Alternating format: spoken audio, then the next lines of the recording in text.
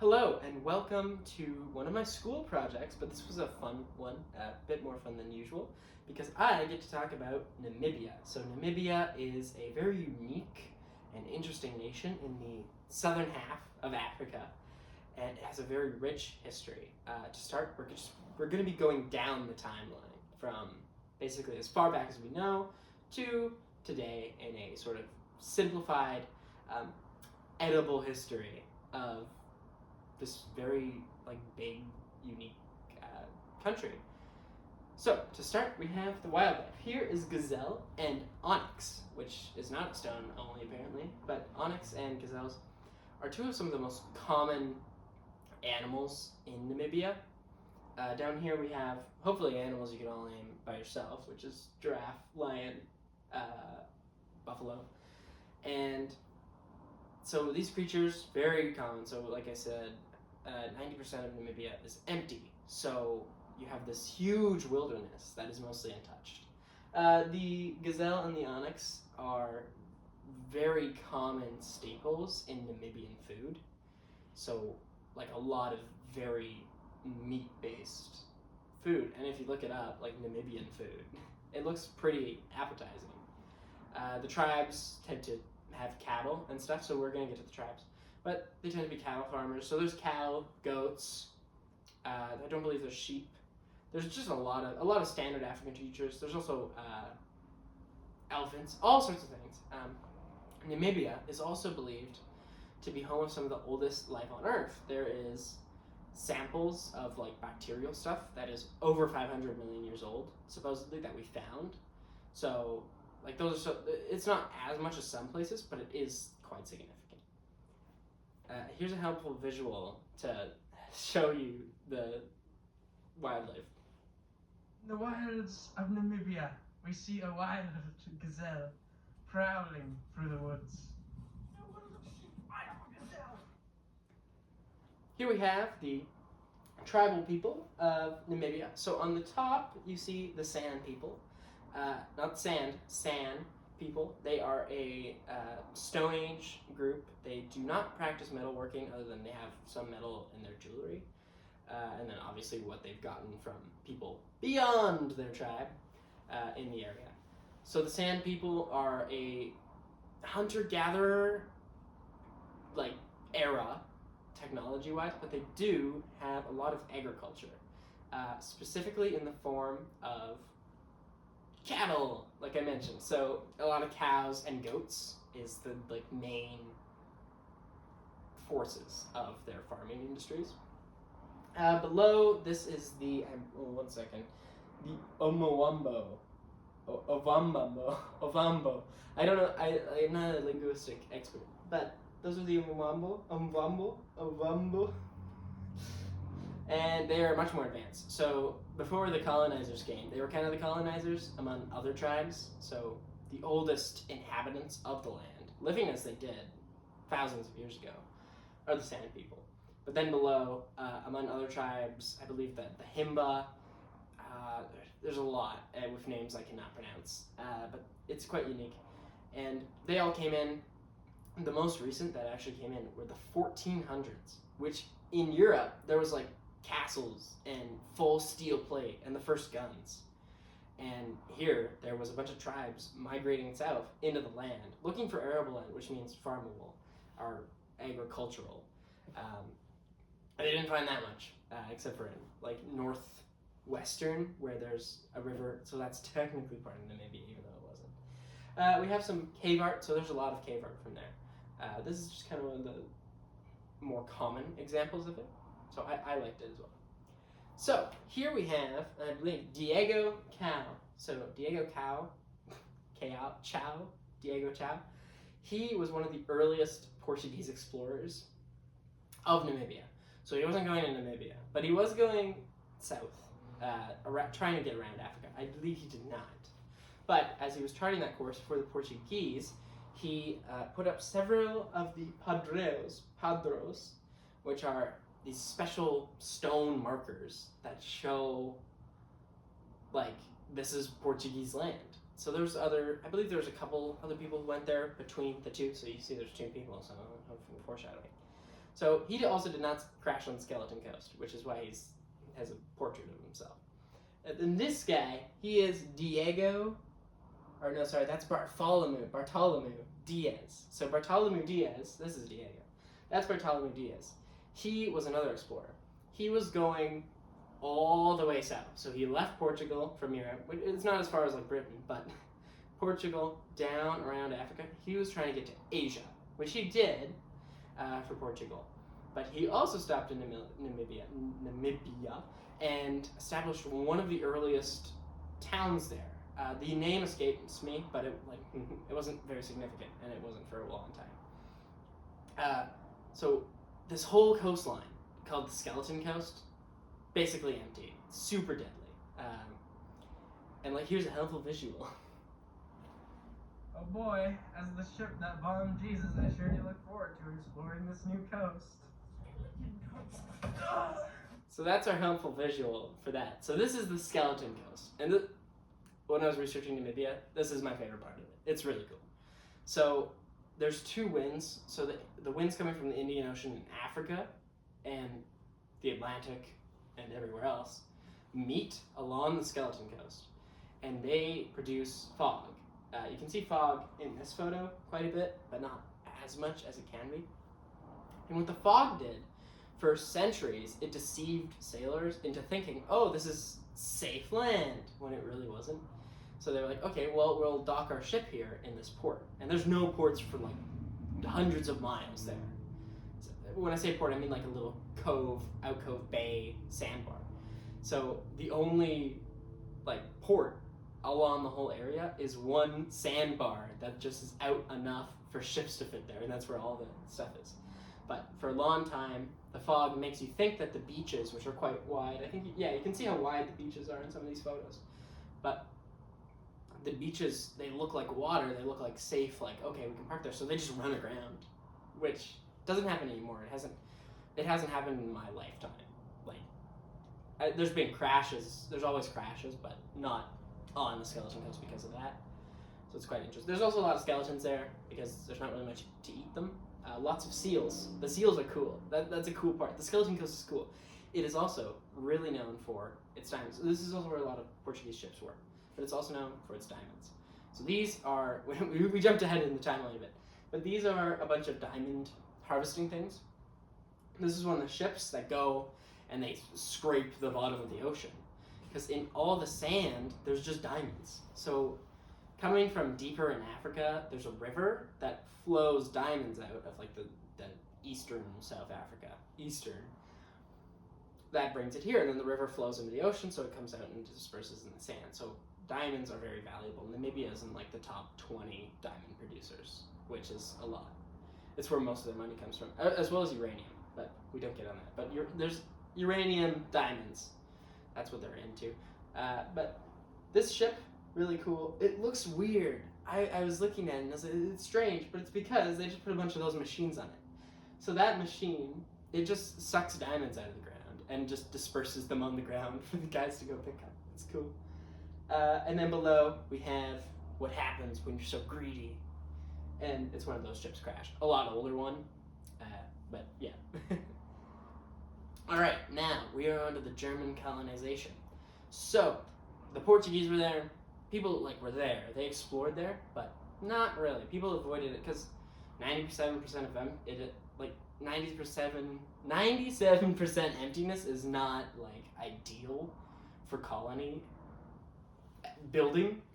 So nobody took it really, but it is valuable land because of the diamonds. But those were not really super known yet. So eventually, the Germans came in because, so the Germans had some outposts there, here and there, but they weren't super set on it. But Britain wasn't taking it, and there was other people kind of looking into it, and it's really close to Congo, things like that. So they were like, okay, we got to formalize this before someone else takes it. So they did. They took it. They built many formidable forts, like that stone shack you can see, which I thought was really funny. Relations between the Germans and natives was okay for an empire. So we have the German people came in, established colonies. They took over that town I was mentioning, the one port on the whole coastline. and they sort of built it up, and then they went inland, obviously. And we see ivory in this image, among other things. They're bringing in donkeys. I don't know, I assume that's silk. But it's illustrating that they were using this. Germany had a very bad colonial empire, okay? So this was one of their best opportunities. And they were taking all the resources they could because it was like kind of their only access into the diamond. So one of the largest mines in the world, not now, but one of the largest mines in the world, in the center of Namibia, was a German diamond mine. And it went so deep because it was just endless diamonds. So that was really useful, among other things. So all sorts of resources, ivory in some places, yeah. At some point, the British gave them like access to a certain river. So they have some savanna and tropics in Namibia. That's why I was kind of mentioning the farmable area. Yeah, so that's kind of the German part. And then the Germans were nice, right? They displaced people. There wasn't too many genocides for an African historical colonial nation. There was one when a group, I believe, of workers rebelled against Germany, killed 100 Germans. So, in natural imperialist spirit, they killed 100,000 Namibians, which were of two tribes, who were working tribes, not slaves, like, yeah, but they were indentured workers.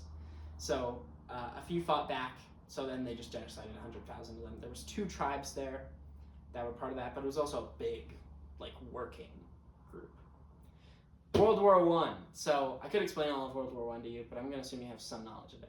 So Germany and Britain were fighting, which is a problem because they bordered each other.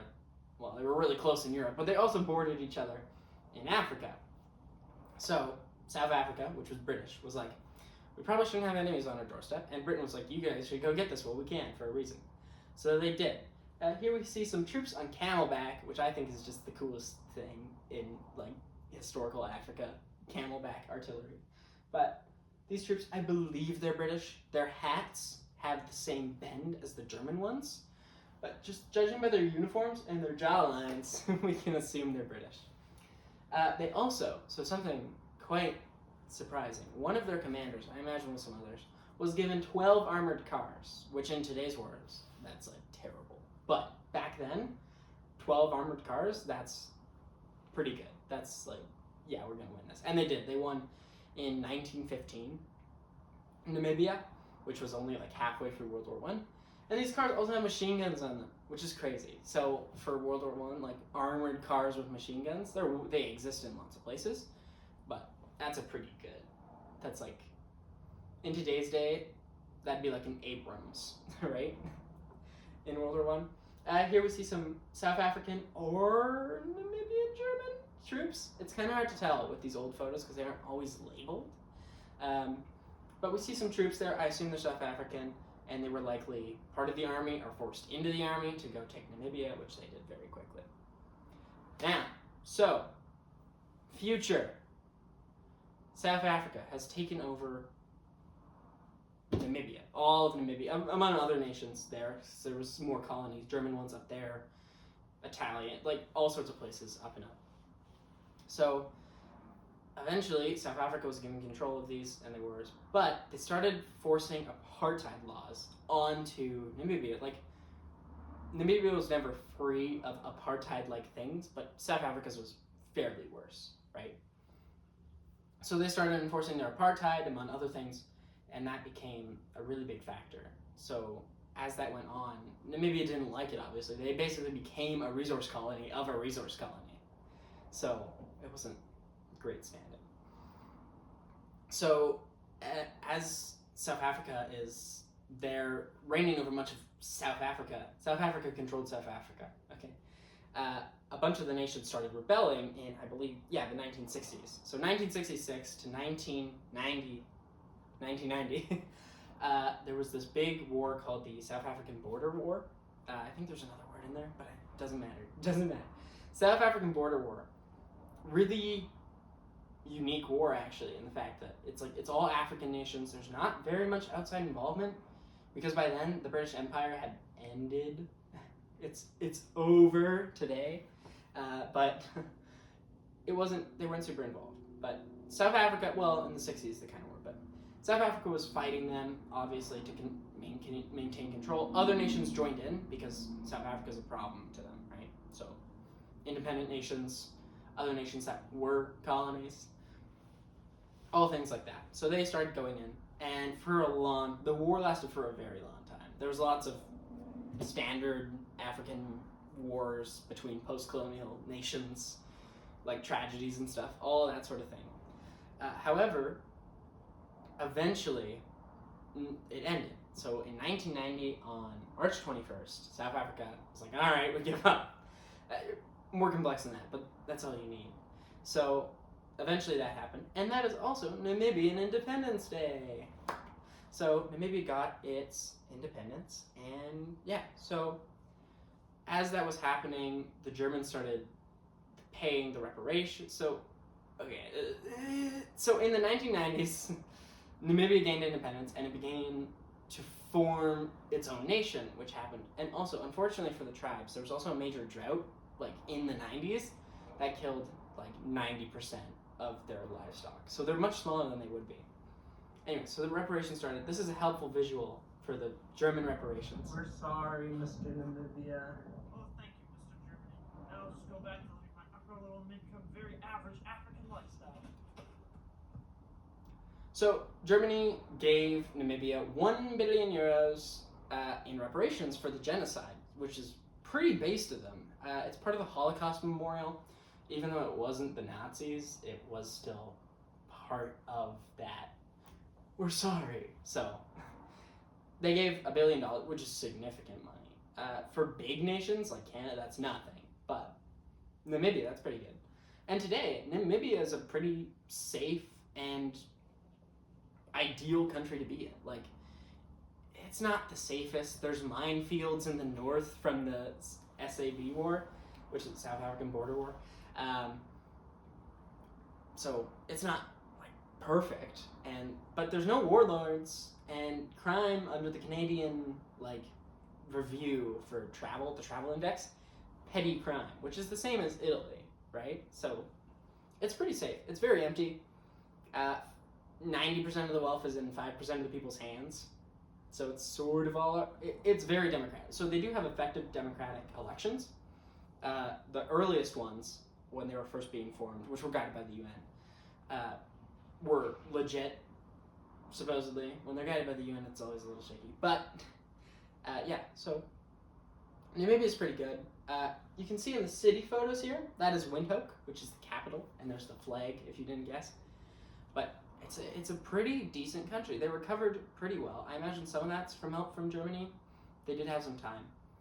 South Africa maybe gave them some things. That's always shaky.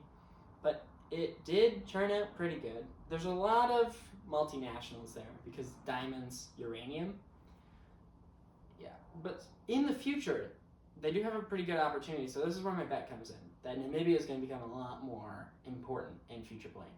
There is, off the coast, a huge oil deposit, which, like oils, money, black gold, and it could replace like over half of what Russia gives them, like gives Europe, I mean.